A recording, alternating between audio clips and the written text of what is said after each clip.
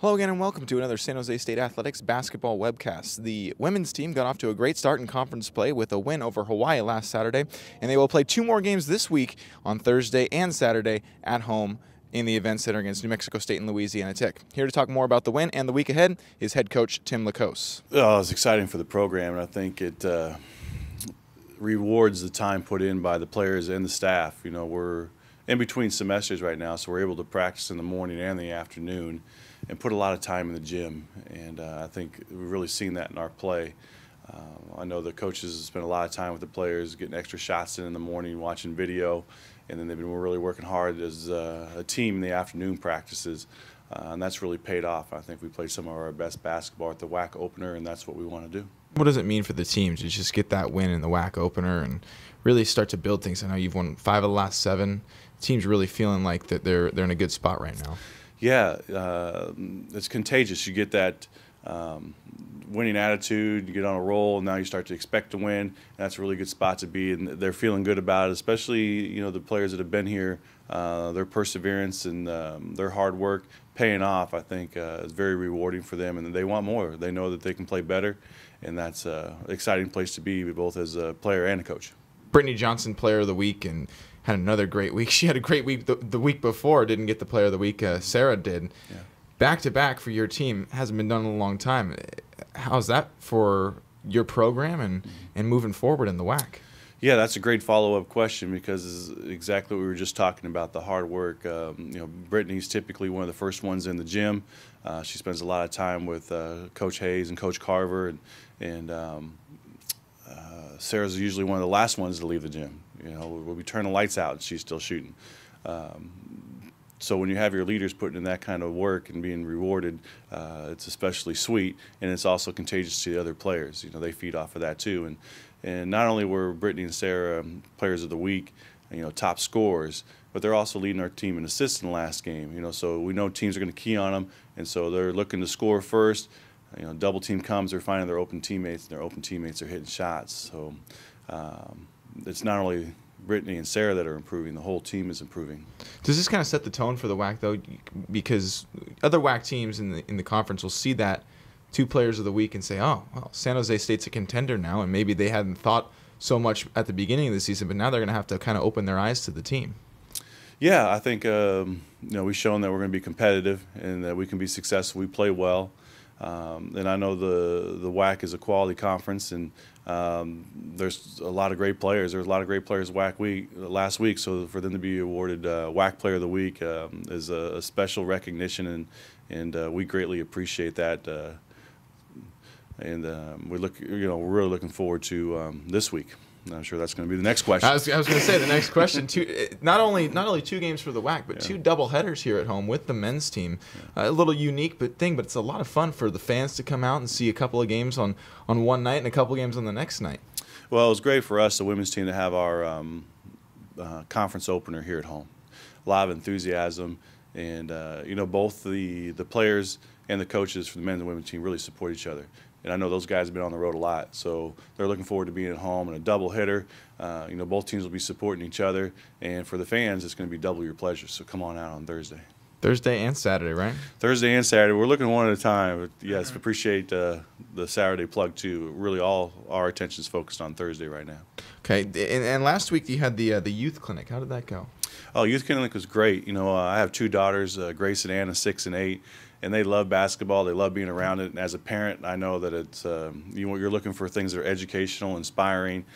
So to see the turnout that we had and that they had a great time was a win-win situation. It was great for the kids. It was great for our team and the community, and we look forward to doing more of that. Yeah, it seems like you're trying to incorporate the community a lot more with this team. And is that something that you tried to bring in and vamp up a little bit? Yeah, we got a group of faithful supporters that are going to be there no matter what. And we love them. We really greatly appreciate them. They're the foundation for us.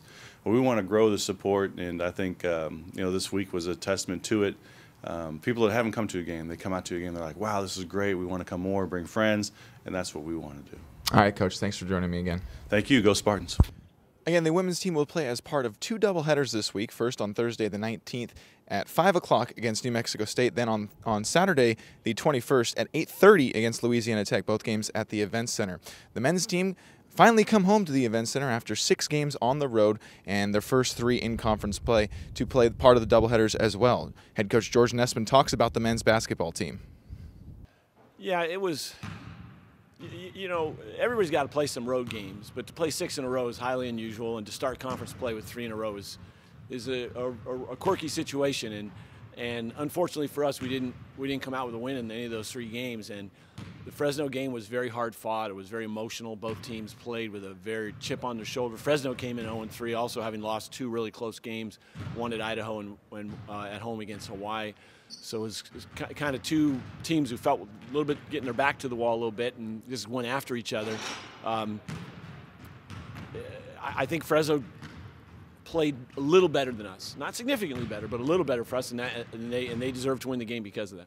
Another change in the lineup to start things off. You started DJ Brown and Stephon Smith. Is that something you were kind of mulling over for a little while and finally put into effect? Both of those guys, you know, it's hard with freshmen. Your first time through this thing, you don't know how they're going to react to situations. Sometimes you can get a sense of that early in the season, and sometimes it takes a few games. For some players, it takes a year or 2 to before they really get a handle on things. But we're seeing progress, significant progress out of both of them, and we felt that it was appropriate to make the switch. And I think we're going to stick with that for now. We like the way they both have been playing. They're bringing good effort. They're reacting properly to game situations and different circumstances. So we're definitely going to continue that. I mean, DJ Brown had 37 minutes in his first start of his career, so he had to be feeling pretty good about his performance. He's playing really hard and playing with a lot of tenacity that we need. He's making some shots. He's handling the ball. He takes some of the responsibilities away from Keith, which makes Keith a little more effective. You see, Keith scored more in this game than he was able to the first 2. So we think that's a good shift. And Steph is just a big load physically, who's really stepping up his game and his understanding, his engagement in competition. He didn't have a big game numerically against Fresno. He still had he had a solid game overall. Okay, in terms of the WAC overall, there's been two weeks of WAC play now.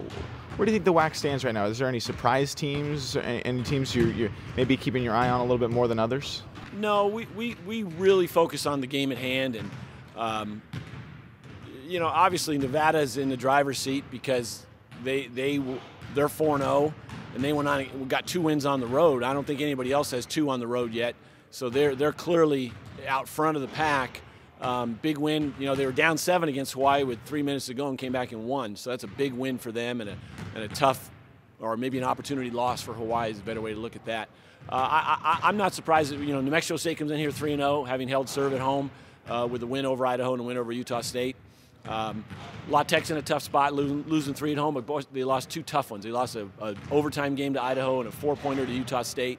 So I think it's still very much in play, and you know, you just keep the game in front of you as your main game, and you focus on winning a game, not winning a bunch of games, and I think that's where you get your best results.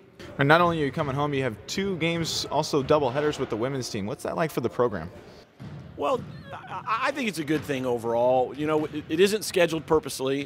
The WAC women's schedule is prepared separately from the men's schedule, and it's just a coincidence that we end up at home at the same time. We have no problem with it, and it creates some warm-up situation that's a little different. Your routine's a little different because you don't get, if you're the second game, you don't have an extended warm-up like you're used to. But being at home, that shouldn't be a factor at all. And we face doubleheaders on the road, so we're at Mount Weber, for example. So I really see it as a non-factor in terms of the performance, and it's probably a good thing. It brings us all together, and the fans of both teams can enjoy both games. All right, Coach, thanks. Good luck this weekend. All right, thanks, Justin. Come out to the Event Center this weekend and check out both the men's and women's teams as they play conference opponents, New Mexico State and Louisiana Tech, on Thursday the 19th starting at 5 p.m. and then on Saturday the 21st starting at 6 p.m. Again, both teams will be in action on both nights back-to-back. You can catch this webcast every Tuesday evening on the athletics website, sjsuspartans.com, or through the YouTube channel.